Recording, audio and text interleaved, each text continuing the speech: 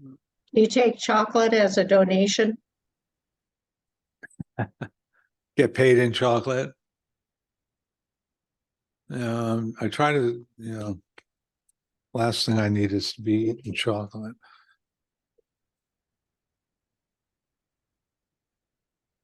There we go. Get your environment set up, have you? Yeah, I need to get a whole brand new setup, I think. I just got to do too much to get this or maybe I just need a new app. Anyways, I was hoping to whiteboard. I don't think it's going to happen today, so we're going to be just using your spreadsheet, yeah? For the most part, but I know you're like a Pace Junior. You love the whiteboard. You want to be more tactile. Yeah, that's fine. So what do you think? We should open up to questions real quick, or let some of these late knuckleheads populate in while we answer a few quick questions? Been questions for quite a while. Where are you been? Well, if you have a question, folks, please raise your hand to make it easy for me to find you. Yeah. Okay. Jermaine Wilson, boom, right away. This guy's motivated. Let's get him in here. Oh, that's Robert. Jermaine, what's up, dude? Hey, can you hear me? I can hear you. How are you? I'm pretty good. How are you doing? Currently, I am fantastic. All right, awesome. So I hope that you can stay fantastic after I give you this property. Okay. What are we doing with this property, Jermaine? Hey, if you can, turn on your camera. Oh yeah, 1 second. Let me get some light on. Oh, Jermaine, Yeah, and while he's doing that, guys, sitting in the dark. While he's doing that, as a reminder, guys, I wouldn't be making what I'm making today unless I made myself known in the groups that I, have joined. I met Gary basically by being a squeaky wheel and saying, hey, I'm trying to do deals, and we connected, and I literally attribute to my success very largely to hanging out with Gary, and none of that would have happened unless I put my full name in the area where your name is indicated. Okay, guys, so full name, cameras on if you're talking to us. What's up, Jermaine? Hey, all right. So I found this property on the New Jersey's foreclosure list. Like it's gonna go to auction. Let me give you the exact September 5th. So I tried to cold call them. I didn't get an answer.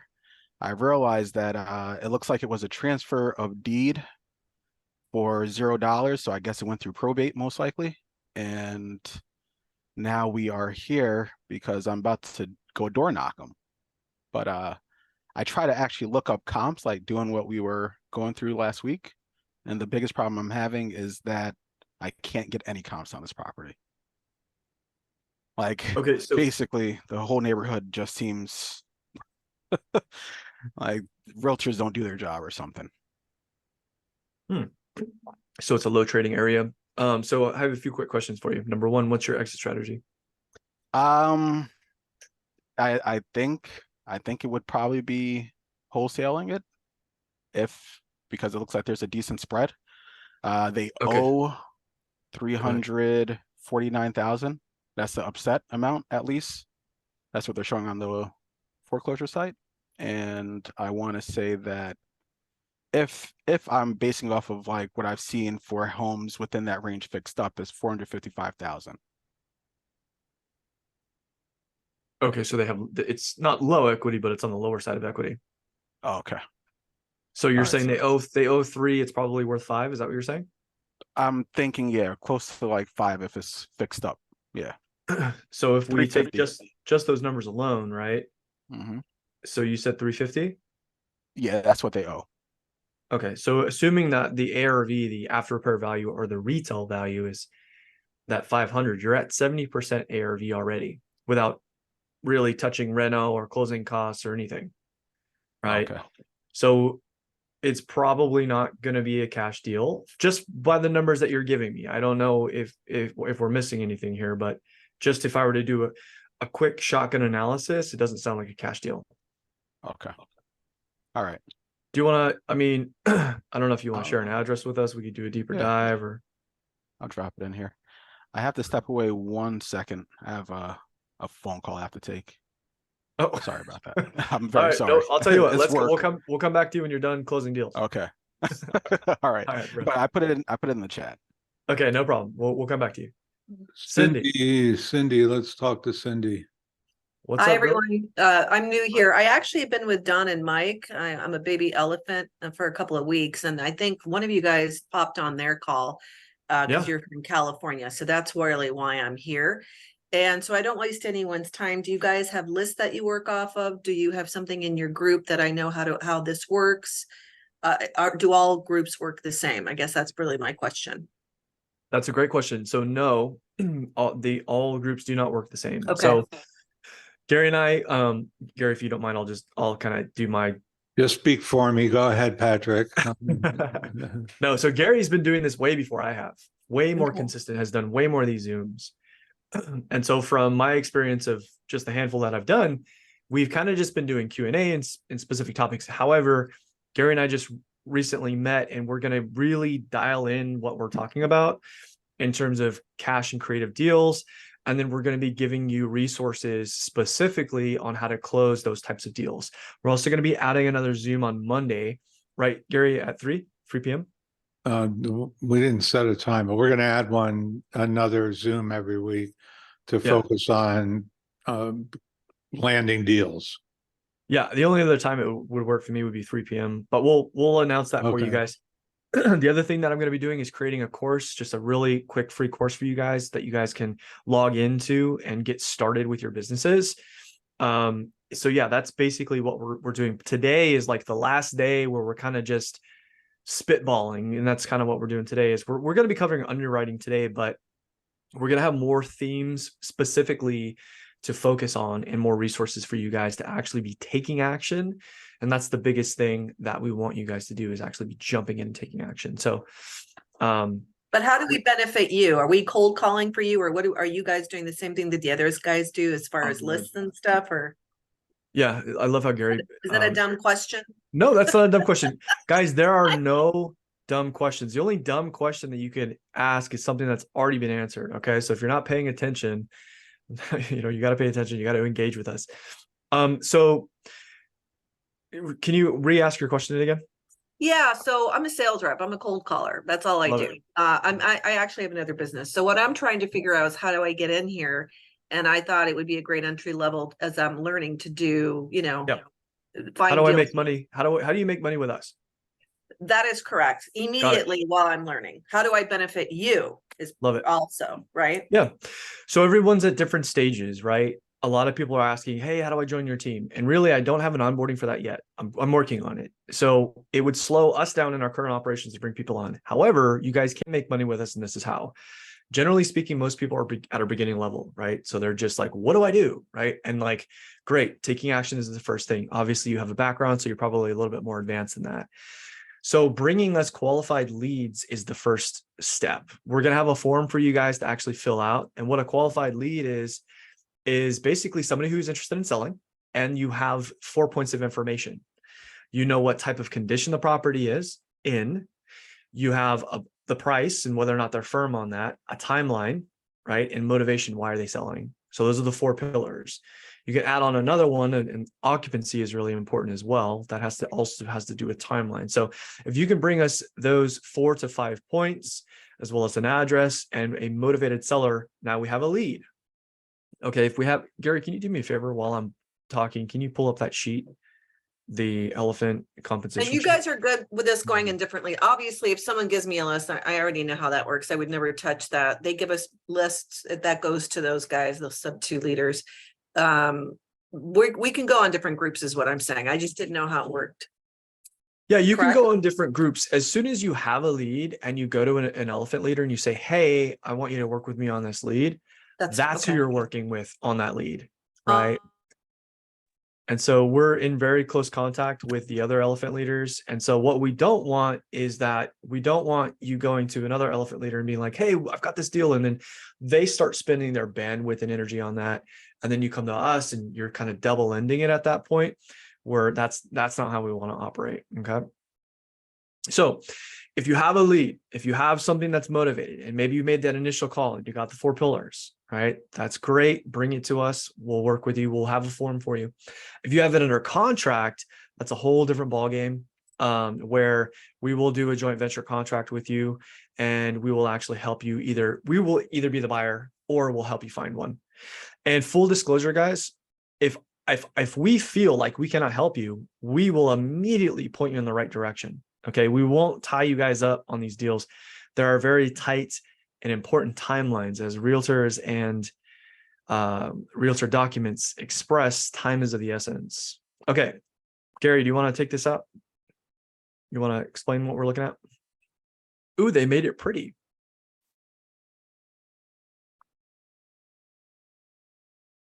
Gary, you're on mute, bud.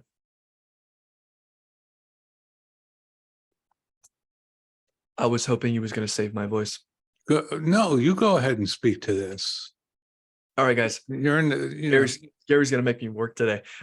So this is pretty self-explanatory, guys. So these are payouts, and the reason that this was created is that we wanted something uniform. We didn't want you guys to be like, bidding elephant leaders against each other and really tying us up if it doesn't make sense for each leader. So payout $500. Elephant dispo deal. It's a 70-30 split. Payout max is $3,000. So what does that mean? That means that if dispo stands for disposition. That means if you have something under contract and you need us to find a buyer for it, the split is going to be 70-30. We get 30% of your assignment fee. If we renegotiate the deal, it's $1,000 payout. If we turn it into creative, or we get a lower price. Okay. All right. Baby elephants, boots on the ground. If that means that if you're on the ground and you're taking pictures, you're showing the property to buyers, or if you're putting a sign in the yard, if that applies, sometimes that's for like other strategies, but you will get paid an extra $500. Okay. Let me be clear here. I thought we had a lawyer working on this, and clearly they have not looked at this. Let me be clear. That $500 is paid out at close. Okay. So just because you show up and you take pictures and you walk property doesn't mean that you're going to get paid out immediately. Okay. or you're going to get paid at all. Correct. Right. Baby elephant is provided at list. Payout is $1,000. Boots on the ground, 500. I think that's the same thing. I don't know why they put that in there twice. What, same thing? Oh, no, it's just to point out that boots on the ground is an add-on to any kind of deal. Yeah, it seems a little okay. Anyways, and then the last one is if you bring a buyer. So if you actually find a buyer for the deal, you'll make an extra $1,000. Okay, so max payout on a deal is around $4,000. Now, I will say this. I'm gonna say it. Screw it. I don't know if this is gonna get me in trouble or not, but I will say this: if you guys show potential, like if you're bringing me multiple deals, you're going to get my attention, and I'm going to be like, who is this person? And I'm going to want to know who you are and possibly put you on my team. Then if that's the case, you're going to make more. Okay. I have my disposition manager, for example, he's going to be quitting his W-2 soon. So that's the kind of money that we're making. Okay. Does this all make sense, or do you guys have any questions? I'm looking at the chat. All right, yeah, it makes sense. So guys, I just want you to know, I do not run a wholesale business. I am a licensed agent, and what I do is I specialize in helping people do creative deals. So if you have, and because I work under my license, I only do deals in California, but I'm doing 2 or 3 creative deals with other people, mostly sub-2 students, but every once in a while, baby elephant or people that have just been referred to me. And so you can bring me your creative deals if you find one, then I can help you get it across the finish line. And I like to write the contracts. So let's from the moment you get the verbal agreement on a deal in California, come to me. Can you pin me, And please? I don't take a big chunk of your deal. I just take a fixed fee. Gary's worth, I would say 10 times what he actually charges. Can you pin me, please? You are pinned. I'm pinned? Yes. Go to the speaker view. No, I'm not pinned. I'm only seeing you. You are certainly pinned. And you know what? I can't get enough of that face. I'll tell you what, Here, I'll unpin you and repin you and see if that helps. we're having pinning problems, people. All right, guys. All right, I'm gonna remove the pin. Now I have to go find you. Raise your hand, damn it. Oh man, are we having these types of issues? Where is it in reactions? I don't ever raise my hand. 'Cause I'm Yeah, always, it's reactions. Raise your hand. I have to go hunting for you. I can't find it. I don't ever raise my hand in Zooms. Reactions, raise hand. I'm looking at it. Oh, here it is. It's right there. There you go. Now I'll pin you. Okay. again. Sorry for Do wasting you your see guys' yourself time. being pinned now? I don't, but I don't care. Let's move on. All right. Anybody else have a question? Let's go. Let's just cover these guys real fast, and then we'll go into underwriting. Zoom user. I think you missed the part where I said you should put your name inside of your thing. You must have sneezed. What's up, dude? What's up, Zoom user? Are you done, Cindy, with your question? Oh, I'm sorry. I Yes, thought I the only other question I had was how to contact you. Do you guys have, I just went on to the website. I don't see, where do I get you guys if I have stuff? Is there lead forms? We're gonna create a lead form for you, but for now, hit us up in Circle and we'll get back to you. Okay. And that's all. everybody can see my phone numbers attached to my name. Gary's Got crazy. it. You can text me, and that's the easiest way to get a hold of me. You know, you actually can only see partial, but I'll figure it out. Let me see. if I can Here. find you. Let me say. Gary, there you are. No. I just went to chat. Now you everyone can and see it. found Nick. those. I just put my name in the chat and you can you can see it right there. Yes, sir. Thank you. Makes it easier. Okay. So who's Look at next? that. Brandon You're snaps too. He Brandon. immediately changed his Brandon at name. least has a first name. God, look at that, dude. He just boom right there. What's up, dude? Sorry, I didn't. I immediately feel connected to you now. What's up? I logged on my phone this time. So I was on Carly's Zoom earlier today, actually, and they were doing some like real estate realtor calls. Cool. So I actually did a few in my market. I live here in Louisville, Kentucky, and gotten to a point where the lady was literally stressing that she needs a certain price because I got her to admit that she needs that they need a DTI to buy a new home. And I was trying to explain stuff to it, how it would take it off their DTI and everything else. But she started to lose it, and I could tell I was losing it. I was like, let me have my partner call you back tomorrow or the next day. And I was like, what do I do there? Like, Yeah, that's an advanced question. It's a good question too. So generally how I describe it is that once we can prove that the note is being serviced, it will reduce the DTI anywhere from 75% to the first year to 100 in the second. But I will say this, speaking with a mortgage loan originator, it depends. It depends on the lender. And so what's really helpful for you guys, if you guys are working in a specific state, what you guys should do, and I wish I would have done this earlier, is make contact with a mortgage loan originator who does creative stuff. Make contact with a lawyer. how do you find someone that does that? You got to be a squeaky wheel. How did I find You just Gary? call a bunch of people and be like, hey, are you familiar with any creative financing deals? Or I would say blind. I would call it blind assumptions or subject to purchases, and just say They're non-qualified assumptions, but we're talking about DTI, right? Recapturing the DTI. That is no lawyer is going to be able to help you with that. well, no. I'm talking about networking and finding people in your state that know Right. specific things in specific All places. right, but this is going to there's no guarantee that every lender will let her have her DTI back. Every lender is going to be different. The truth is that it may be a problem for her if they need their DTI. It may not be the best solution for them.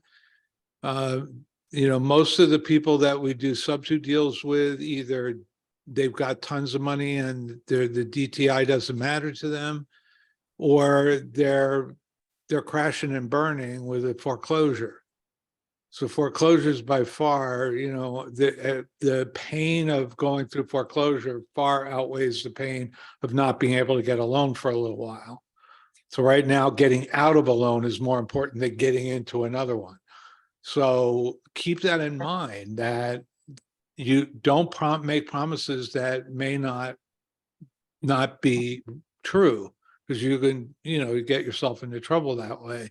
So there's no guarantee that they can recapture the DTI. People with marginal credit may not be able to, but it's going to vary lender by lender, and it will also depend on the lending climate. How easy it is to get a loan in this period of time. Right now, it doesn't look like it's really hard for people to get loans. It's just people are challenged by the interest rates and qualifying for the payments. So now, if they definitely to go out and get another house right away, sub 2 may not be a good solution for them.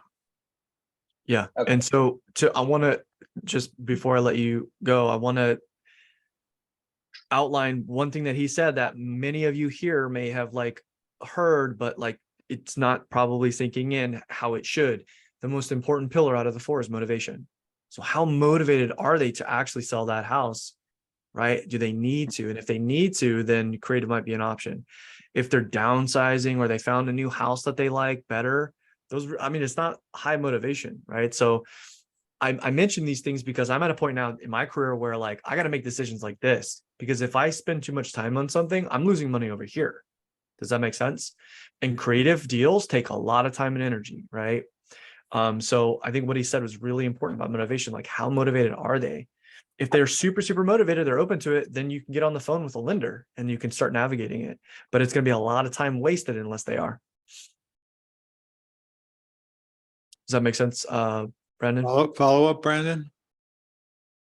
Yeah, my dog started barking in the background. Yeah, that makes sense. Do you think, would it just not be worth my time to follow up, or should I just have follow up and see if it would even be an option, or Why are they selling their house? It's been on the market for 90 days and they've been trying to get rid of it so they can buy another. So why are they selling? Because they want to purchase another house? Yeah. I mean, to me, that doesn't sound like a high level of motivation. Do They've they got have to zero, they've got, relocate? Do they have they've to got- relocate yeah. for a job, or are they active duty military and they're being redeployed at 3,000 miles away? It is a VA loan, so I don't know. I didn't get that far in the conversation. So you gotta- So you got to find the motivation. Yep. Well, I talked to the realtor. Right, you're talking to the agent. Well, then you got to cozy up with the agent and say, look, I'm trying to figure out if this is going to be a good solution for them. It may not be, honestly. And you want to be really open about that this may be a godsend or it could be a nightmare. It just may not work. Are they moving because they have to move? Or are they moving because they want to move? If it's strictly, I want to move, then write out the market, and see if you can get your house sold. But chances are they're asking too much money. If they have a nice house and it's not selling, then chances are they're asking too much money. But Right. I just recently did a sub-2 deal with a military couple. They're both active duty, and they had bought a house not far from where I live here, and it's a beautiful house, and they got redeployed to Okinawa. And they had a low down payment VA loan, and the property values, they didn't own it very long. The property values dropped a little, and the best solution in the world was for them to sub to it. Now, it also helped that the husband was a bit of a real estate investor himself, so it wasn't a total foreign concept to him to do something creative, because he has cash flowing units in another state. So you really need to understand the motivation, and if it's not the right thing for them, then don't push it. Move on to the next one. Keep your relationship with the realtor and say, just make sure that agent knows, hey, I'm here if you're in a tough bind and you have a seller that needs to get out for some reason. This is a ready, available option, and I'm here to work with you anytime you got a situation. Okay. I have Yeah, a and- second property that I might have a question on as well, if we have time. Go ahead, make it quick. Let's go. So this other property, it's been on the market for about 90 days as well. It clearly looked like they were trying to rehab it and then ran out of money, because the outside looks gorgeous, the inside's gutted. So it's like halfway remodeled, like they did the demo, but they didn't do anything else. And it's been on the market for a while. It's right down the street from my house. And I was kind of wondering what would be the best position to put myself there. Is there a hard money loan on it? No, they own it outright. They've owned it since like 2007 for like $57,000. And so they own it outright. It would be like great seller finance, I think. Or innovation. If Is there's it, talks, yeah, possibly seller finance deal? You know, usually when people tear houses apart and then stop the project, it's because they've screwed up. or they find something, they're like, oh no. Yeah, that's a possibility. There's a surprise in there. Like Yeah. a problem with the foundation or something that they're afraid to deal with. Did they gut it? Did they take the sheetrock off the walls? Yeah. It's How all- old is all the down. house? How old is the house? Give me 2 seconds. I can look it up. Because, you know, one of the things I see with people who don't know what they're doing with remodels is they tear out too much of the house and create more of a project than there needed to be. Yep. Especially remember- if it was built in the 70s or later and they've taken all the sheetrock out, it usually means that they've just gone too far. And Yeah, now nobody one wants is, to spend the money to put it all back together. This is built in 1900. So it's Oh, 123 okay, years old. so, well, all right, 1900, That's kinda it's known likely for to this have area. it's likely to have a brick foundation and it's likely to have foundation problems if, you know, 125-year-old homes. So that's why they gutted it, but it's probably a bigger project than they anticipated. Something came up. I wouldn't be surprised if it's foundation. Because between the late 1800s to the early 1900s, they used brick for foundations and they crumble after a while. So they require, you know, I used to do 1800s buildings. I've taken them down to sticks, peeled off the skin on the outside, all the inside, cribbed them up, put a new foundation under them. So that's a big project, and that's so fine. In this case, that would be the bunnies, and depending on how much the cost of it to rehab versus what it could be worth, it may be one of those projects that's just not salvageable. So what I'm hearing also, and guys, if you're listening right now, I want you to get something to either write with or take a note on your computer, because what I'm about to say is extremely important. And I still have to remind my team members that are making money. Okay. 4 things. The first thing is condition. And this is the exact order that you should be going in. Condition. Can you tell me a little bit about the property? Are there any foundation issues or roof issues? The next one is motivation. This is the most important one. And it's weird to ask if you ask it the wrong way. And an agent and a seller will go tell you to kick rocks if you don't ask it the right way. This is how I typically ask it. I'm just curious. Or I say, this is an interesting house. I'm just curious. Why are you selling? Or I'm just curious. Do you know why they're selling? You say it like that. This is an interesting house. I'm just curious. Why are they selling? That is your motivation. If you don't have motivation, the most important pillar, you have nothing. You do not have a qualified lead. Why? Because that tells you your exit strategy. Super important, guys. The next one is obvious. You can just ask timeline when you want to close escrow. And the last one is price. Are you firm on that number? Because if they say yes, then next. If they say maybe there's room, then great, we can talk. Those are, if you guys don't have those 4 things, you don't have anything.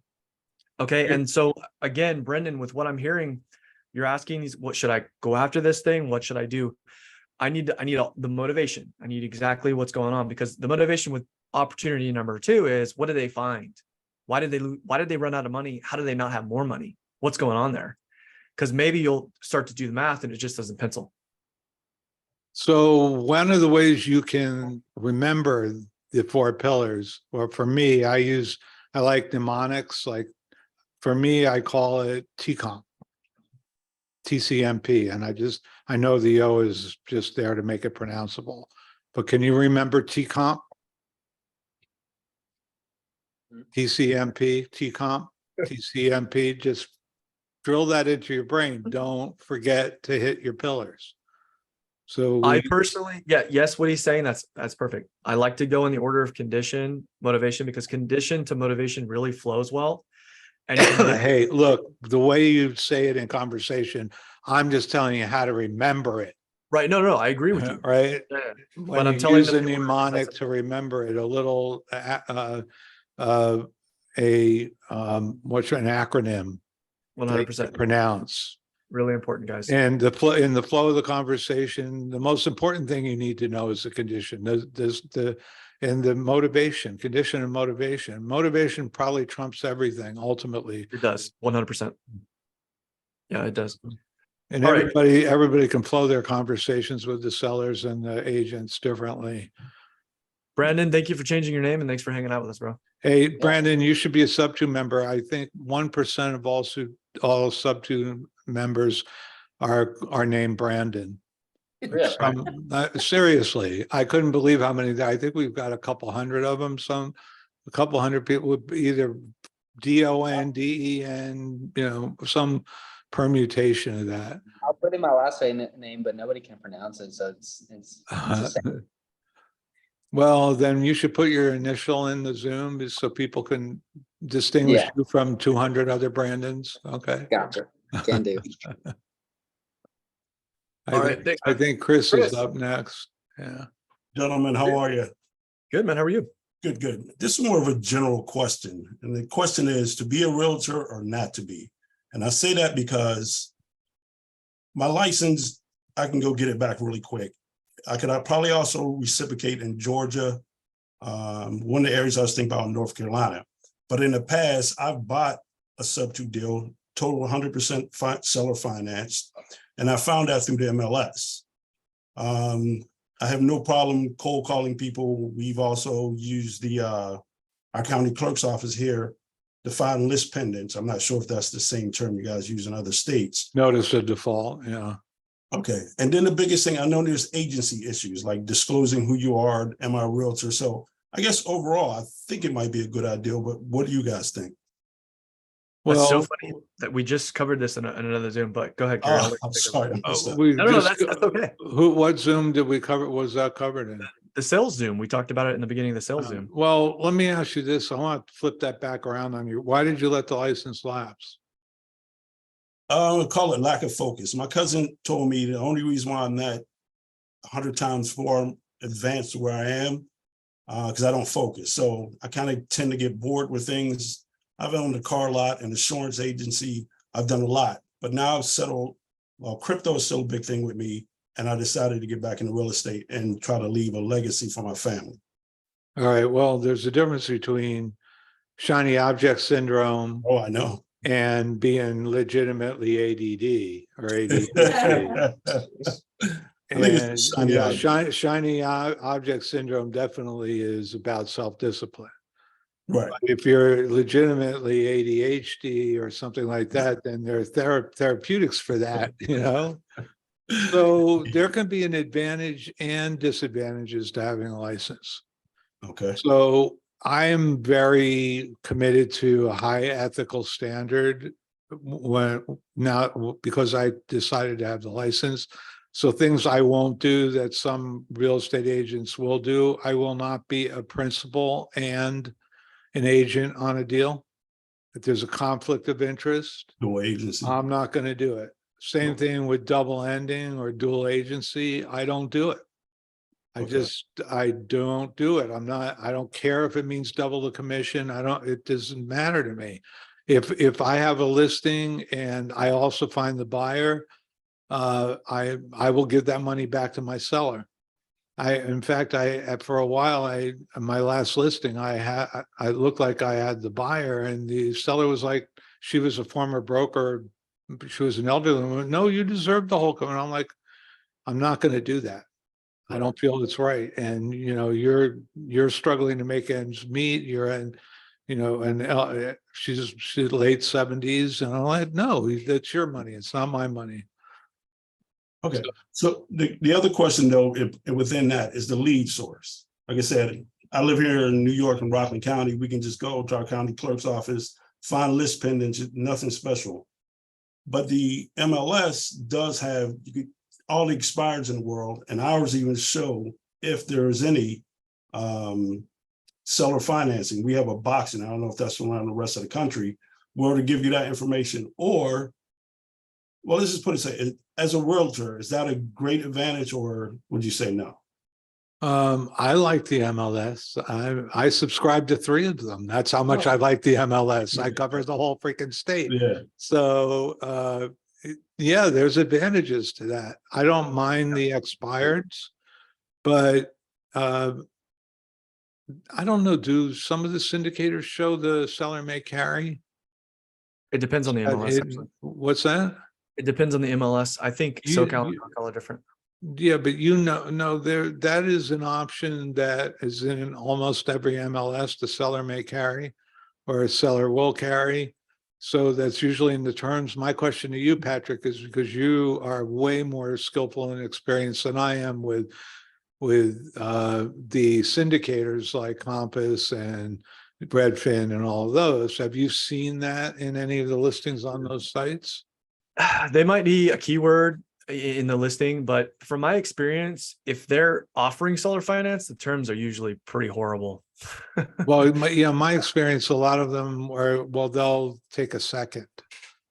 Yeah. So Chris, here's like, so by the way, guys, if you're listening to this in the chat, I just posted a video of another YouTube, or excuse me, another Zoom that we talked about this in detail. But from my perspective, I always ask myself and other entrepreneurs for what purpose, right? The fact that you're like, I have trouble focusing on one thing. I don't hear you've got trouble focusing. I hear you're an actual entrepreneur.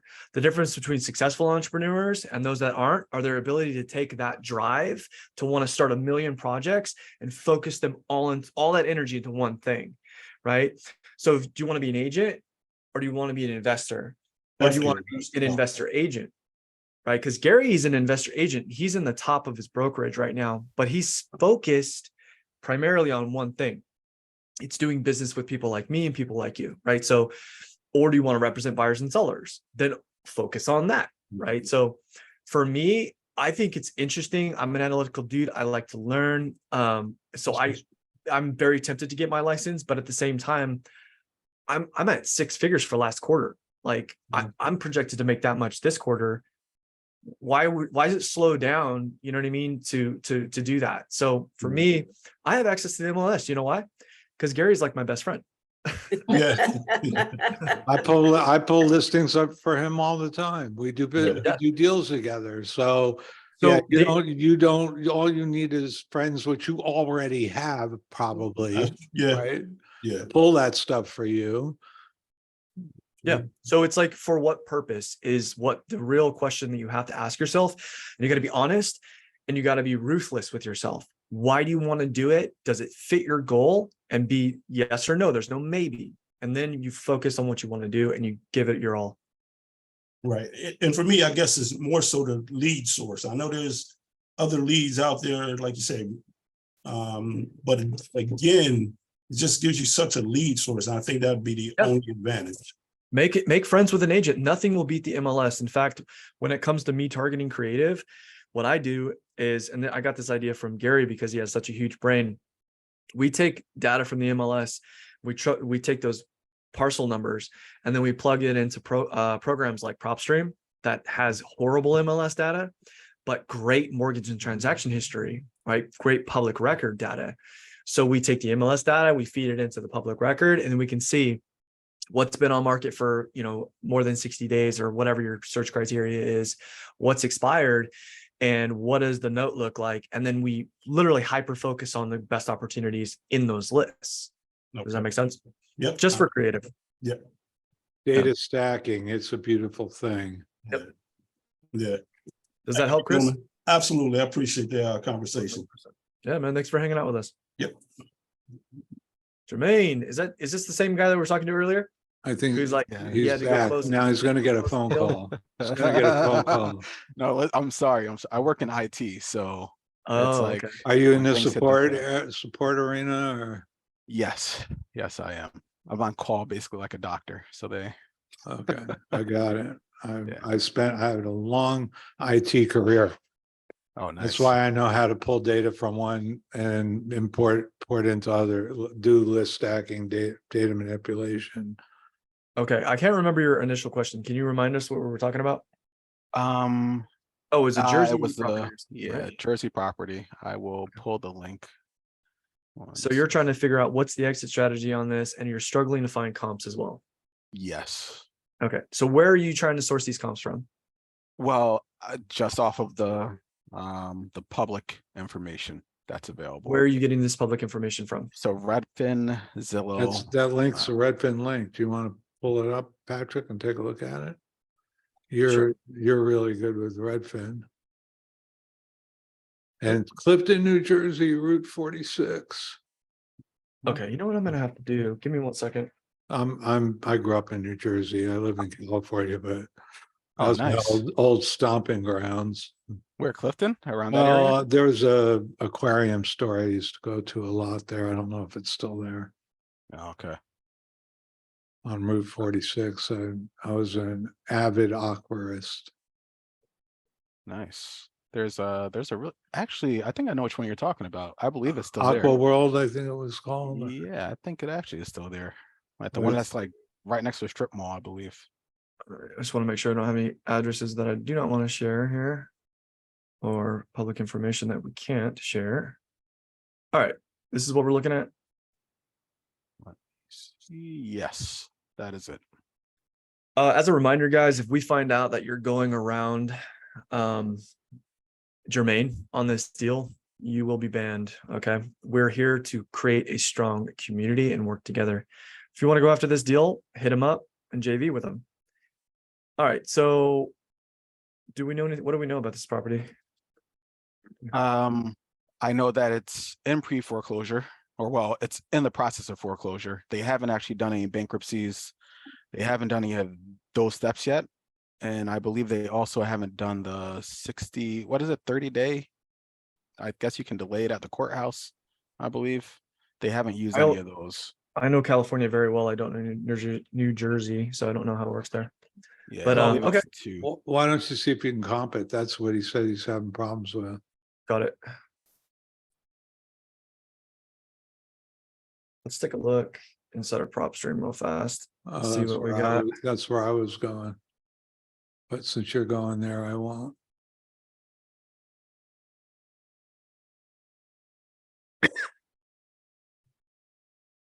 Oh my God, am I for real right now? I need to redo my setup. I'm like having trouble right now. Were you not prepared for this meeting, Patrick? You know what's funny is I feel like every time I come into these meetings, I've got plenty of time and then something pops up and then I'm like scrambling. Yeah, I reconfigure my browser before we start the meeting. Close a bunch of unnecessary tabs.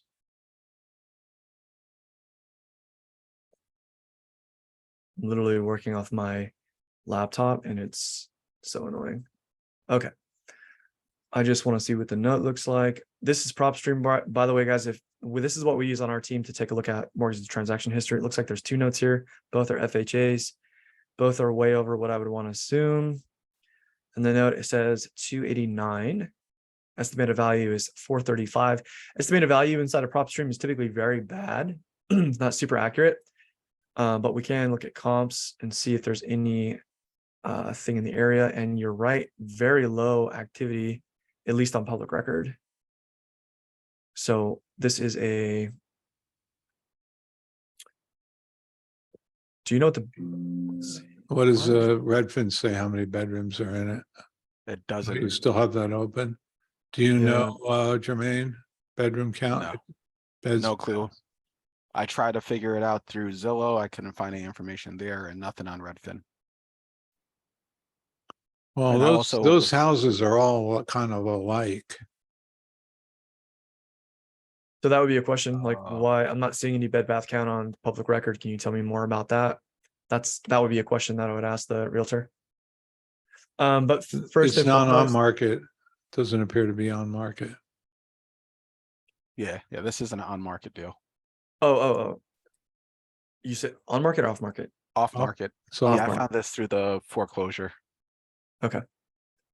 so 1281 square feet versus 15. So why don't we comp it as a 2 or 3-2, 2-2 or 3-2? Let's see what pops up on Redfin.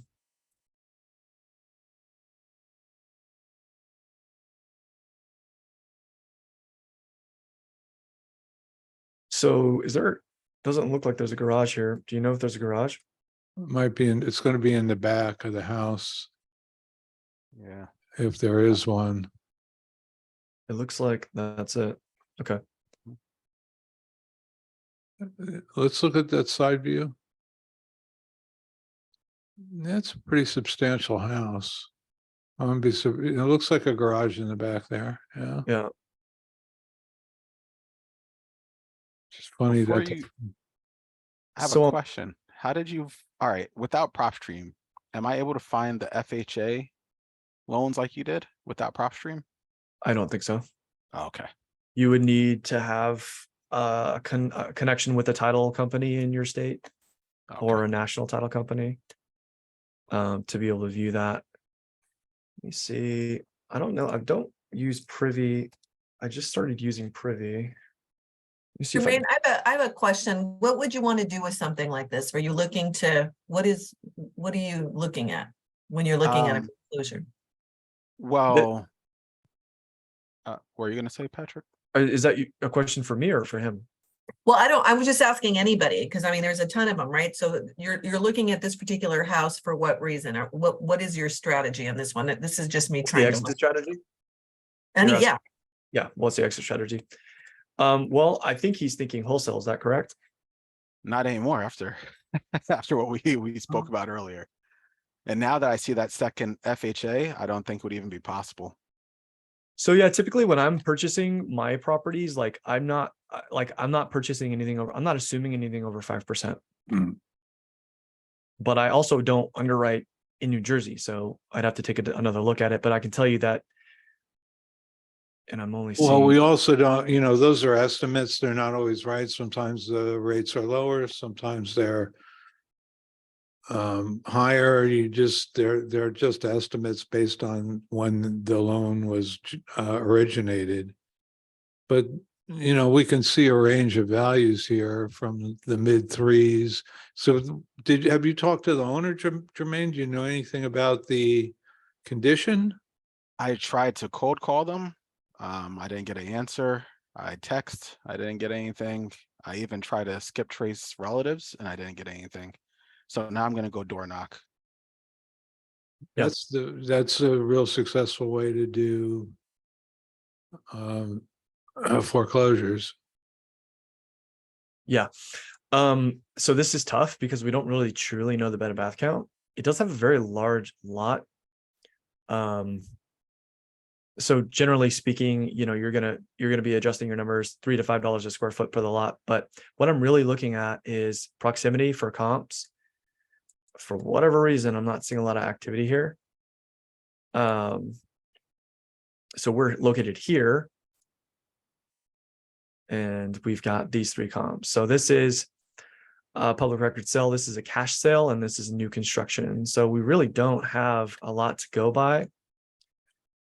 What did number one sell for? Yeah, number one sold for $525, and it's a 1920 build, which is in the plus or minus 10-year time frame. And then we're plus or minus 200 square feet, which is what we want for our footprint. So assuming that this is a 4.2, 20 James Clifton is probably your closest comp. Now, Let's look at the details to see if that was a flip. Because we don't know when it I'm was. going to do it the at least quicker way, which is just when it was look last at- sold. I'm going to look at I'm just going to do a visual audit real quick. So I'm not seeing anything here. Sold on 20, yeah, it was sold 12/6/22. Okay, cool. So two other great sites, guys, are compass.com. Yeah, Compass usually has the photos. Make sure that you give them your email address because they won't give it to you unless you do. This one has one. Another great site is realtor.com if you can't find them there. And of course, the best is the MLS.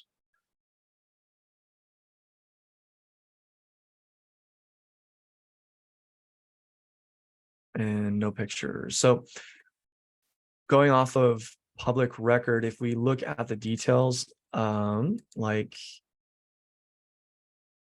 Gary just indicated, you can see was sold 11/30/2022, but what was the transaction before that? Anything? I'm not It's all saying the way anything. back to 2008. So, yeah, we really can't see the condition. But assuming that it's in decent shape, the house should be worth 5.25. Similar, or in that a little over 5. Between 5 and 5.25 if it's short a bedroom. Yeah. So what you would want to do, if let's just say this hypothetically is your ARV, you first of all, you want to, number one, you want to what we're typically looking for is a retail ready comp, because you're the person that you're going to wholesale this to, essentially that's what they're doing, right? They're going to fix it and then they're going to flip it. So that's what we're looking for. So that all being said, if we're at 525, you want to know what your closing costs are plus agent fees, right? So in California, generally what I do with holding, closing fees and agent fees is I'm at like 7%. And then I also, No agent, how much you allowing for the agent? what? This is off market, remember that. Oh, well, they're going to be selling with an agent, right?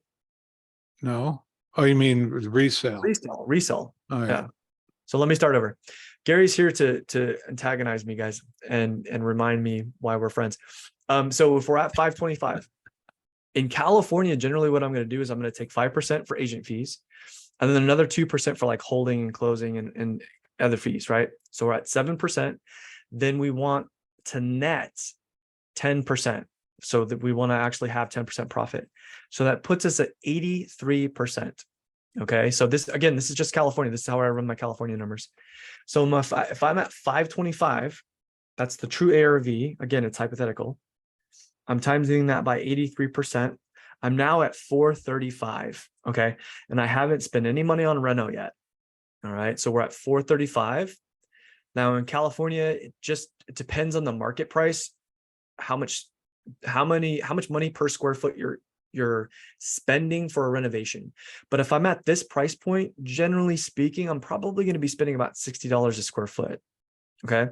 So I'm at 15, 16 a square foot. Well, this is not the house. This is not the right one. Sorry. Thank you. So we're at I'm 1280. just here to antagonize you. That's it, Patrick. Just here to antagonize me. Keep you on the right track. So at 1281 times $60 a square foot, that's $76,000. Okay, just over $76,000.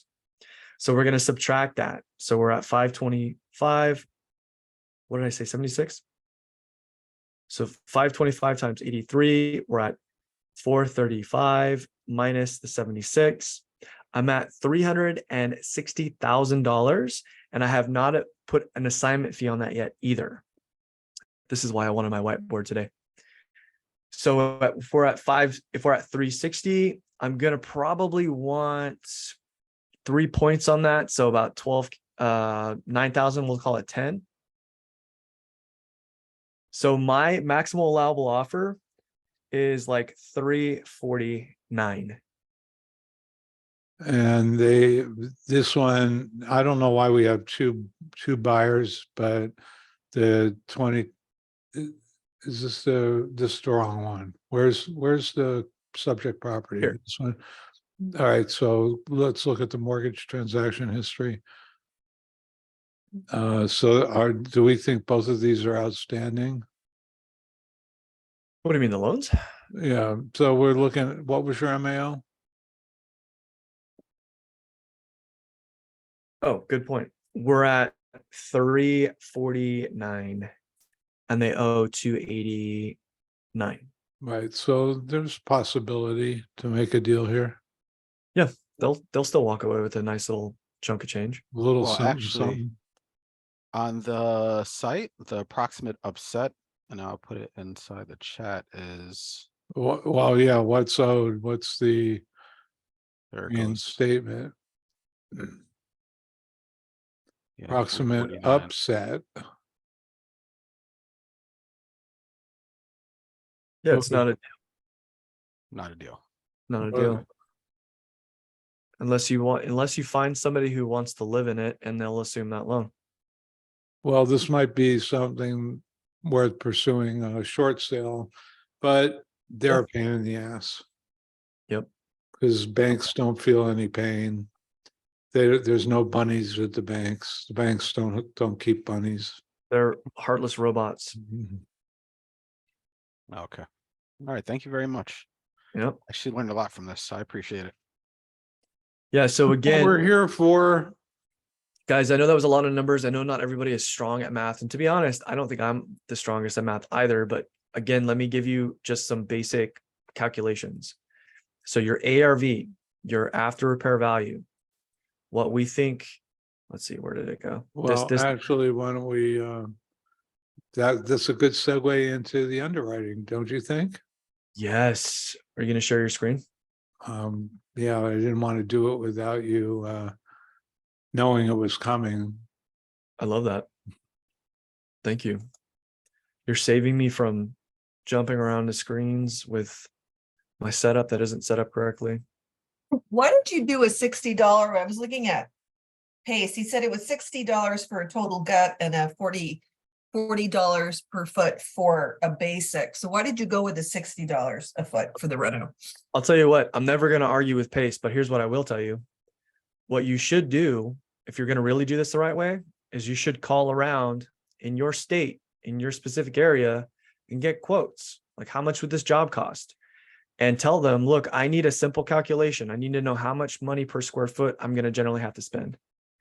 And if you have a homogeneous number that pops up, or an average number that pops up in that area, you know what contractors are charging for jobs. Is these licensed or handyman? I mean, I would go with real contractors. Yeah. And so, like, to give you an example, like I purchased a property sub 2 in Sacramento, right? And the purchase price was like around like $320, $350. I don't know how, I can't remember the purchase price. I actually purchased the property, but I spent to get it rent ready, and it's super, super clean, $30 a square foot. But the price point dictates how much money you're actually going to be spending, right? Like, are you going to be spending $80 a square foot on a $300,000 house? No. But if you have $1 million home, are you going to be using the best finishes that you possibly have to flip it? 100%. So there is no like black and white, this is the number that you're using, this is a full gut versus whatever. You got to know each area, because each area is different. I'm in the Bay Area in San Francisco. You better believe that renovation in this area costs way more than like Florida, right? In like Tampa area, right? So it's different, or New Jersey for that matter. All right, you're on, Gary. All right, Blow their well, minds. Well, what we were just doing is exactly what we're intended to talk about today, is underwriting. So 100%. in order to be a good wholesaler, you need to understand how you calculate maximum allowable offer, MAO. Okay. All Let me give right? you those numbers. Let me give you the numbers that we just had. So the ARV is 525. 5 1/4. The reno is going to be, $76,000. So, guys, when I'm doing my fee, my assignment fee, this is how I calculate it. Okay. If it's like $500,000 and below, actually, no, that's not true. If it's like, I would say if it's like 800,000 and below, I'm charging on points, which means I'm going to charge 3 points of the sales price. So if our MAO is whatever, around 290.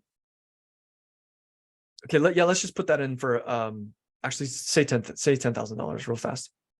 You want to do 10 instead of 15? Do $10,000. We'll do an elephant challenge number.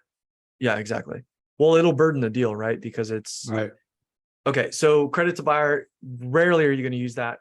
And so a wholesale discount, remember what we said, this, if this doesn't make sense, please ask a question and I can explain it. But the flipper wants to make 10%, anywhere from 7 to 10%. And our closing agent fees and holding is going to equate to 7%. So that puts us at 83% wholesale discount. So let's put in 83% here. And again, you need to know your agent fees and your closing costs where you're working. All right, so now we're at an MAO, a maximal allowable offer wholesale deal at 349. That's the number I came up with, wasn't it? Yep. Well, Perfect. we just did the math exactly how you Yeah. described it. I would probably go a little lower, but on the discount. Right. So now back to the wholesale fee. Usually at the 349, what I'm doing is I'm charging 3 points or 3% of that number, which equates to about $9,000. I would round up to 10. Now, if it's $1 million property, which we deal a lot with in California, it depends on the spread. I've had $65,000 assignments. We have one that we're going to be double closing. That's a 6-figure deal. So it depends, guys. Like it depends. You have to know your numbers. You got to know what buyers are purchasing at in specific areas. And you can find all that in public record. By the way, this can be, you can get access to this in the drive that I created. I'll link it in the chat in a moment. Do you have the link to the original? I'll just give them the baby elephant folder. Okay. Yeah, you're only seeing a little corner of this calculator. So what I'd like to do is show you how these numbers work with a flip when we get to the flip. So I'm going to come down to flip dispo. You can see the 5 1/4 is already populated. The 760,000 is already populated. The purchase price, let's say 349, but the wholesaler is going to sell it to me for 359. So let's just say 360. I'm going to plug that in here. So I want you to see how this works at the end. So right now I've got an $89,000 net profit, but that's going to get eaten up pretty quickly. So how am I going to finance this? Well, I'm going to have to get 80%. I'm going to finance 80% of the acquisition cost. So, yeah, I like to use round numbers to make this easier, but 360.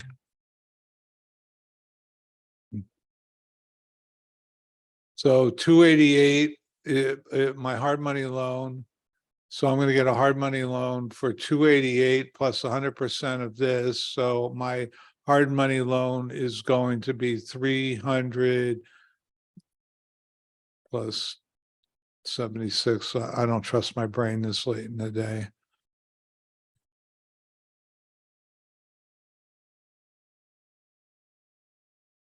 All right. What's wrong with me?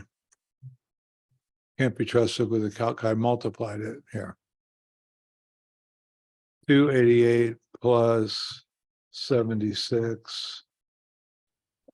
364 is going to be my hard money loan. So I'm going to do, let's just put it in this one, 364,000. I'm going to pay 10% interest on that. It's going to be interest only, not amortized. And I don't care about my start date. I'm going to pay 2 points, and I'm going to have a funding garbage fee of $1,500. I'm going to add that in here. So my carrying cost is going to be $3,000. On top of that, I'm going to have to pay property taxes. Let's say I've got $500 a month. Property taxes.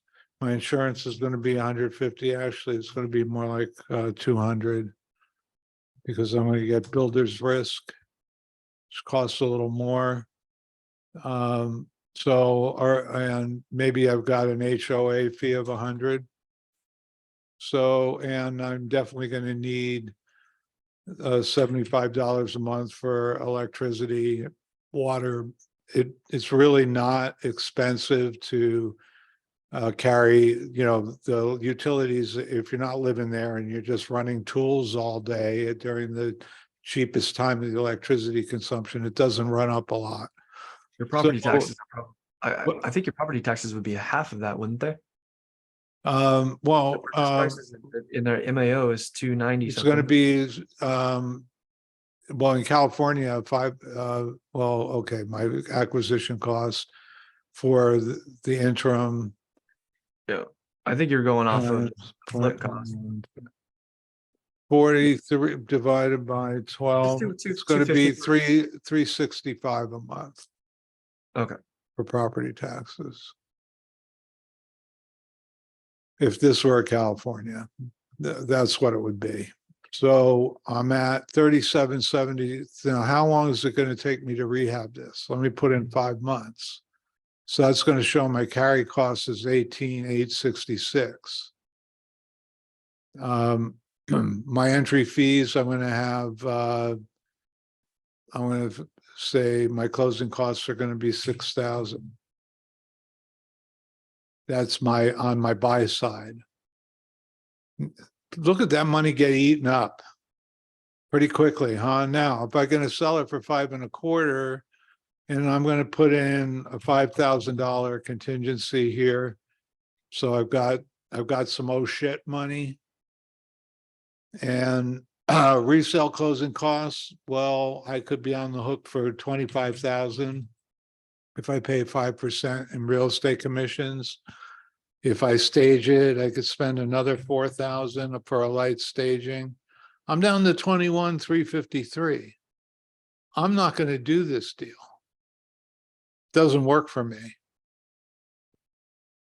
you got to pay cash. Well, but I'm not going to take cash and put it into my deal for free. What if I have a partner? Right, you're paying Right. points for sure. Where does that, if I take it out of a high yield investment, I still got to charge the deal 5 or 6%. And that's another point. I still have to put cash into this deal. I've only got 364. I need 86,000 in cash, plus I need another 40,000-50,000 to cash flow. Right, So my real cash requirement is about 135,000 or 133,000, let's say. So that gives me my 46,000 to cash flow. Is this deal worth it to me? No. no, So that's why I've got to look at more like 73%. I need to buy this more at like 300 to make this work.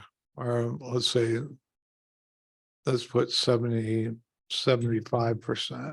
and so for those of you watching, So that's 307 plus 10, 317.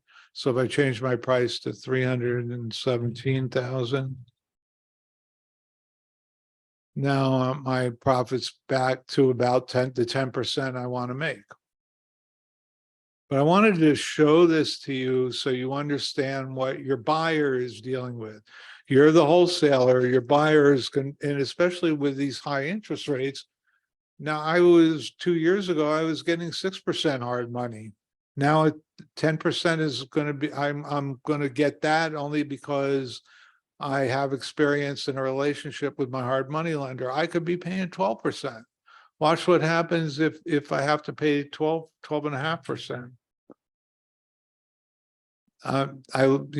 My carry cost goes way up.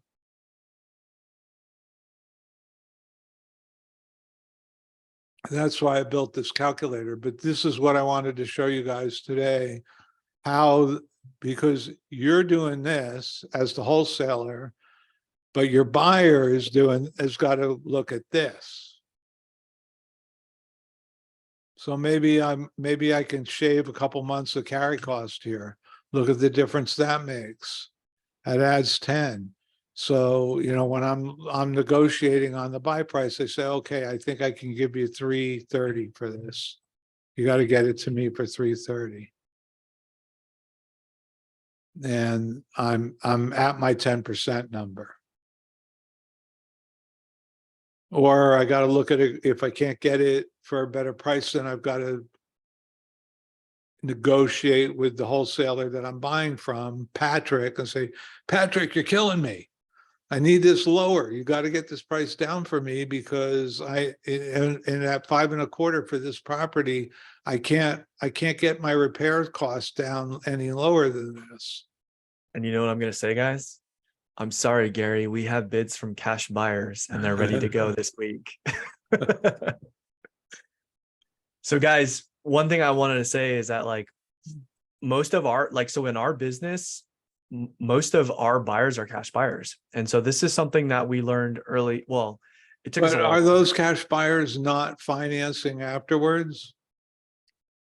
I don't know. I've got I mean- cash buyers that end up putting loans on them. Maybe. before they but I can Close tell you- even, you know, I if can- I got free money. I can yeah, tell you it's a- this. It's a whole lot Our better. cash buyers, the ones that are closing quick with cash, they are way more competitive with their bids. They're able to get in tighter margins. So, I mean, I have a cash buyer in San Jose. In 1 month, he bought $2 million properties for his cash. And he's just like, he's ready to go. So hard money, we do have buyers who've used it because I know, because I hear from escrow that they're going through the loan process and we got to send out people to notarize and so on and so forth. But it's cash buyers are just, they're stronger buyers. They're just, you know, that's it, because they can be more competitive with their numbers. They can close faster. So those of you who are trying to do wholesale cash deals, I would mainly try to create strong relationships with those types of buyers. So what to is say- this? not What gonna is have this telling you, everybody? The buyer is king in this formula. for sure. 100%. Upgrade your buyers. Find Yeah. the right buyers. It's more important for you to find buyers if you're going to run your own wholesale business than it is to find properties. And how long did I have to bang that into Patrick's brain when Way we too first met? Way Because he too was so focused on getting the properties under contract. Like, it's the buyers. Yeah, I've got a full-time disposition manager, guys. That's all he does. So it's extremely important.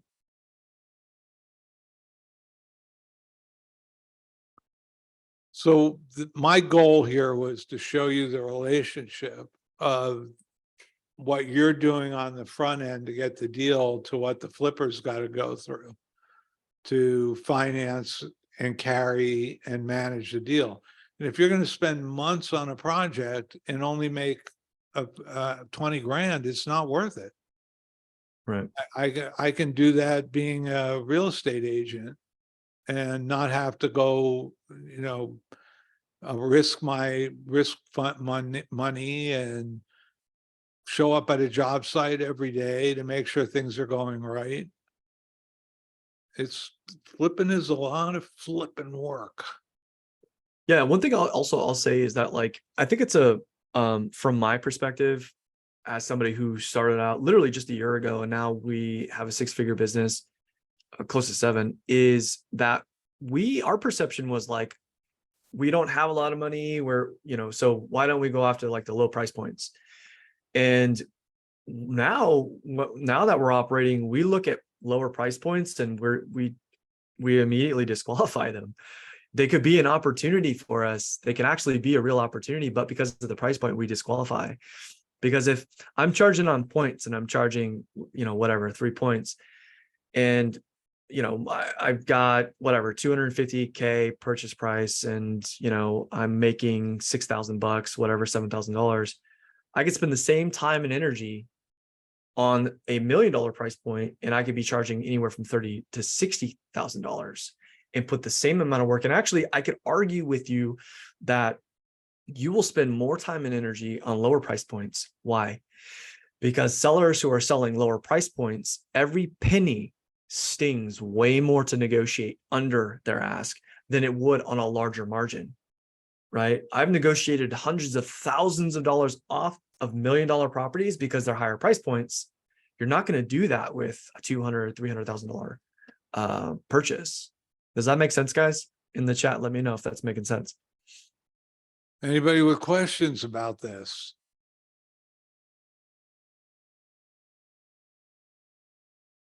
Yeah, just a quick question. Would you show this information, maybe not all of it, to a potential buyer, or especially if you have buyers that you're doing repeat business with?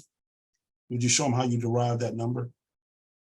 Well, If they I would definitely share that with my the wholesalers that I'm trying to Well, sell. that's what I meant. Yeah, the properties. wholesalers. Okay. Yeah, wholesale. I would definitely share that as a flipper because I want them to understand what I'm up against. I'll tell you right now, guys, like I deal a lot with agents, like primarily I deal with agents. And I'll tell you from experience, I've had hundreds of conversations at this point with agents. And like we're having like probably on average about 120 conversations a day. Okay. And I would say that about 5% of agents understand what you guys just watched. Probably lower than Lower, that. I would think lower. Yeah, it's And, probably yeah. lower. I'd probably say like 2%. Okay, so what you just witnessed, and some of you might still not fully understand what he just showed you, that's okay. The calculator on the top left, most agents don't understand that, right? And so it's really important that you can fully explain this and articulate it in a way that's palatable, digestible for somebody so that you can create a relationship with them. Because if you don't, and if you lack that skill, what's going to happen is they're going to say, why are you giving me lowball offers? Right? And you need to be able to say, well, look, I know that you want to sell this property. Are you willing to work with an investor? And they're going to say, of course I am. And then you say, well, the reason that I ask is that I have to make a profit. My financial target is anywhere from 7 to 10%. Is that okay with you? And they're going to say, well, okay, great. So let me show you the numbers, right? And then you got to be able to break it down. Negotiation is not convincing somebody of something. Negotiation is helping somebody overcome an obstacle and using the tools that you have at your disposal to do so. And you have to be able to first create a level playing ground of context. You said you wanted to sell your property. You said you're willing to sell to an investor, and you said you'd allow me to get 7 to 10%. All of those things are true. Let me show you how it works on paper. And that is a high level negotiator. And if you can learn how to do that, I will hire your ass and you will make a lot of money and you will quit your W-2. So we got a lot of questions in the chat. Guys, it's kind of hard to come up and do some FaceTime with us if you want us to keep answering questions. I saw James put some devil horns up there. He's got some good energy. What's up, dude? Got a thumbs up? I'll take it. Everybody knows that the link that Patrick shared is has got the link to the calculator. Yeah. Okay, guys, any questions? Remember, you guys have to come in here with the end in mind. We love hanging out with you, laughing, having a good time, but that's not actually what this is about. This is about helping you guys get closer to getting your first deal and or your next deal, and then join venturing with us if at all possible.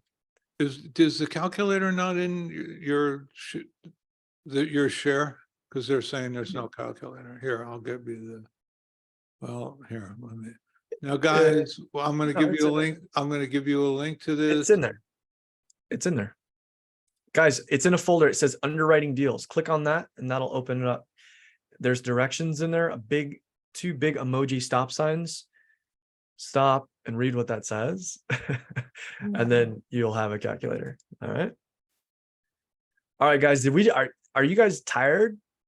Or did Gary melt your mind? Did he I'm not seeing any. I mean, my question would be just looking if you were doing a wholesale deal, where's the best place when you're starting out to look for cash buyers? Where's the playing ground for them? That's a fantastic question. Okay, so I have a preferred method and it's Privy. Privy's great when it comes to calculating flips and showing you the LLC. So basically what we'll do is we'll pull a sheet, right, in the area that we're working, and we get pinpoint specific.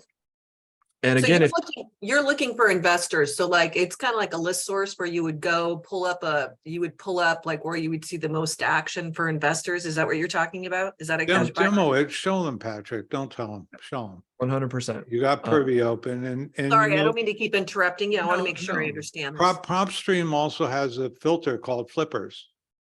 You can just click on that filter and it'll show you in any geography that you specify where the flippers are. What are the flips?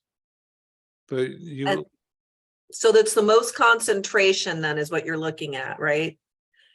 No, I mean, we're trying not to work in areas that don't have high volume, right? Okay, because that's why I was wondering about that deal. That's why I asked about that other guy's deal. That didn't seem like there was a lot of action there. Like Yeah, there if was there's like no 8 liquidity, I'm not interested. right? Okay. Oh man, my whole setup here is so frustrating me right now. This is Where pretty- are you working? Who, me? Yeah, you. Oh, I'm in Ventura. I mean, I'm in Ventura County. I keep looking at I keep looking at Ventura City. That's like my sweet spot. And then there's Simi Valley, which by the way, that they're not holding its value. Ventura does. So I don't know what I'm talking about. But anyway, that's where I'm looking at is Ventura. I think Wh- you've got what you need in between your ears to figure it out. So it doesn't matter if you know. I don't know. well, he's looking at Los Angeles right now. Ventura is the county next door to the west. Yeah, so Thousand Oaks, Westlake, it's really saturated with but I was looking at more like Ventura. So like So if I ninth- saturated is good. okay. Saturated, Uh, I love when people say there's too much competition. I'm like, No, are I you don't care about that. That's good for the wholesaler. Yeah, I love competition. Yeah, put me into a Shark Tank and I'm gonna come out rich. Okay. So what I'm doing here is I'm in LA. I clicked on fix and flip, and then I'll export this. I'll download it. What it's going to give me is a list of LLCs. Once I have those LLCs, I'm just going to go to open corporates, and there's also like skip tracing services and stuff like that. But this is literally what we do. Okay. And then once I open this, I can look up an LLC, and I'm looking for the agent name. And then we're literally, this is called deep prospecting, excuse me, right? You're searching for who owns the LLC. And we're basically, what we do first is 2 things. One is proximity. Did they flip in the general area that we have something under contract? And 2 is volume. Are they a high volume player? Did they do multiple flips in the last 12 months? Those are the 2 criteria that we're filtering by first in our list. Let's say we have 100 people. We're calling the first 10 or 20 that have multiple projects, and they're in the area that we're selling. Because why? They're probably cash buyers. And if they're doing multiple opportunities, multiple flips in a short amount of time, what does that mean? That means they probably have thinner margins because they're doing volume, which means Okay. what? They're a more competitive bidder, right? They're a stronger buyer for us. So, and once you perform with one buyer, trust me, they're going to become your best friend, and you get another deal and you're like, hey, I got something else that you're looking for. And you can trust the fact that they're going to perform. That's the best feeling in the world. One of the best feelings in the world, I should say. Okay, those of paid you is- asking for Patrick's contact, I put his email address in the chat. Gary. Show him some love.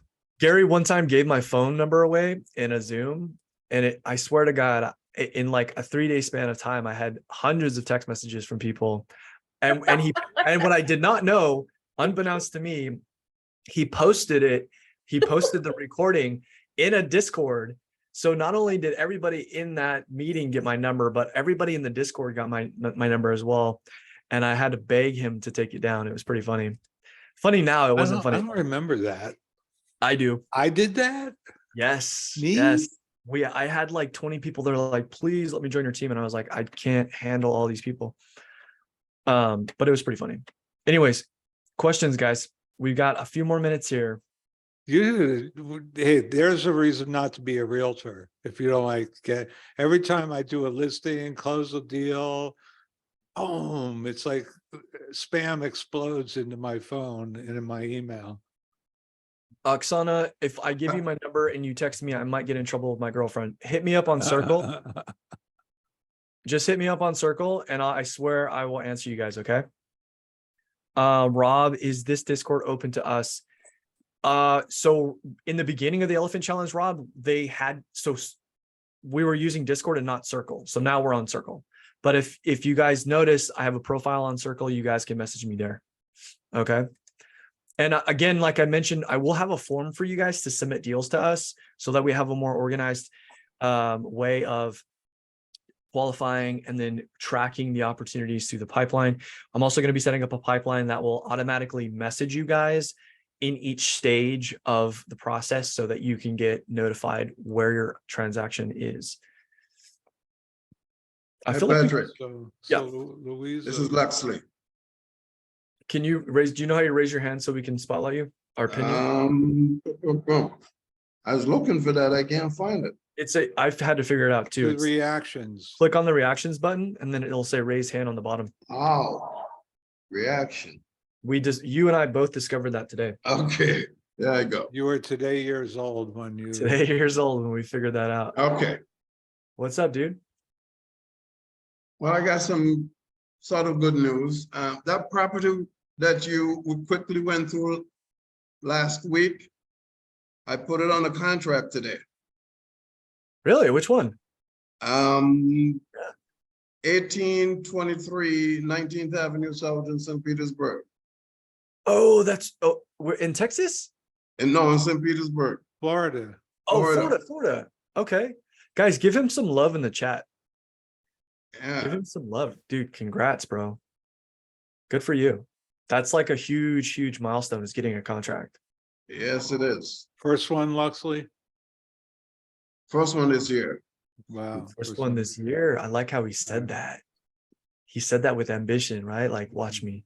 Like that. I like that. Okay, so what's up? How can we help you? No, I just wanted you to know that. You give me the numbers, we worked the numbers. We came in, it was listed at 250. I offered them 190 and we settled at 200, which is about what you came in at last week. Great.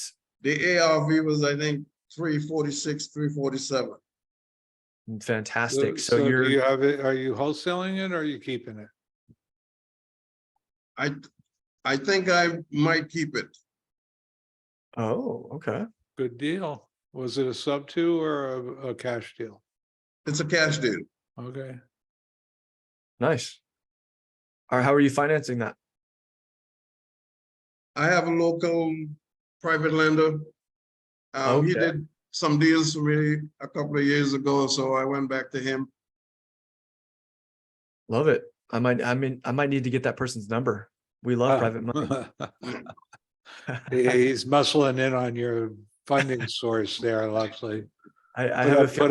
Put up the force field. Yeah, right. Okay. Trying to weasel in on your private money. All right, Louisa Congrats, had bro. a Good job. question. Louisa had a question. Lisa, what's up? I've been seeing you in a lot of these. Hi, Gary. Hi, Patrick. Yeah, I'm trying to be active. I want to know how you guys do because I feel like my whole process is very slow. I don't make a lot of calls every day. But now finally I got my PropStream, even got Privy and a Mojo Dollar, all things set up. But before I used to do is like, I will look in one deal, I'll do the criteria and I'll do all this research. Then I'll make a call. And I feel like this is just too slow. It's way I too just slow. wonder, yeah, how do you guys do it? Do you just like put the criteria in the PropStream, download it, go What are you to skip targeting? tracing? Yeah. Well, I'm targeting free foreclosure in Florida, although I'm based in California, so either those basically. So what I would do a 2-call close and I wouldn't worry about underwriting it until you make contact. Okay. In other words, so how? So you Yeah. need to know you got to have, remember, what do we say today? If you don't have motivation, you don't have nothing. If you don't have the 4 pillars, you don't have an opportunity, right? Yeah. So what you got to do is you got to make contact first. With direct to seller, there's going to be a way, way lower contact rate than direct to agent. I think direct agent's like 80-85%. Direct to seller is probably like 5% lower, right? So there's going to be a lot of dialing before you actually get somebody to say hello. Right. So I would just focus on making contact and tell them, hey, I'm actually purchasing the area. When it comes to direct to seller, I don't do cold calling anymore, but when I did direct to seller cold calling, I would be very personal. Like, hey, John, I was actually just walking down Main Street and I noticed your property on 123 Main Street. Mm. I've just noticed it might need a little bit of love, and I was just curious, are you interested in selling? So it's a little bit more personal. It sounds like I'm in the area, like I'm actually Yeah. looking at the property, and it doesn't sound like every other thousands of investors that are calling them right now. Mm. Okay. Okay. Then you get the 4 pillars and you say, you know what? I have to meet with my team to underwrite this so we can give you a fair and true offer. And I'll call you back. When's a good time to call you back, John? Mm. Because they're going to press you. Will make me an offer. Sellers are the worst, by the way. Agents are a lot easier to talk to. Well, most agents, but like sellers can be really rough. Like, yeah, I'm interested in selling. Make me an offer. You got to be ready for that.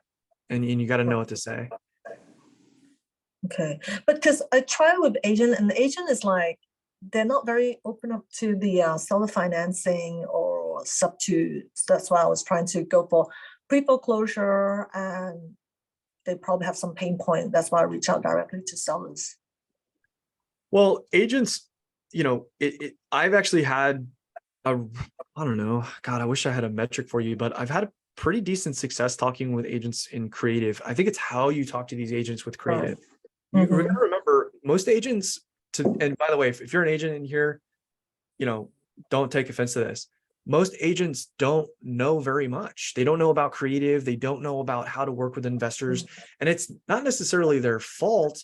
They're conditioned and trained, and they learn in the retail mindset way, right? So they only see like what they've been given, and they not a lot of them know how to think out of the box with what we're talking about, right? So number one, you have to get to the point of what's in it for me and what do you want? That's what everybody's asking you. Everybody in this meeting right now that's listening to me, they're unconsciously, their mind is asking that all the time. What's in it for me? What do you want? Right. And so you got to get to the point real quick, and you have to say, look, John, I'm calling you about your listing on 123 Main Street. Look, I've noticed that it's been on the market for 90 days. And I'm actually interested in purchasing it. And what are they used to? They're used to people working them on price. And I usually say this, well, you know what? A reason I'm calling you is I'm actually willing to give you your ask, or maybe even more. But I'm looking at this property. It looks like it has low equity, and we're looking for these types of properties. I'd love to get you paid. I'd love to pay your commission. How we typically do this is we pay out commissions, we pay closing costs, and I'll assume the loan as well as pay out any equity that your client may have. Is that something that you're open to, John? Okay. And I'm not asking for a yes or no. I've already addressed what I want, what's in it for them, and I presented them with a tool to get them over the obstacle that they're currently facing. Now, the next thing that I'll say to them, and this is really important, because a no could mean a lot of things. A no could mean, I don't want to look stupid in front of you. A no could mean, I have no idea what you're talking about. Right. And so what I'll tell them is, are you familiar with that type of transaction? And most of the time they're going to say no, or they'll say, I heard about it, or maybe they'll lie and say yes.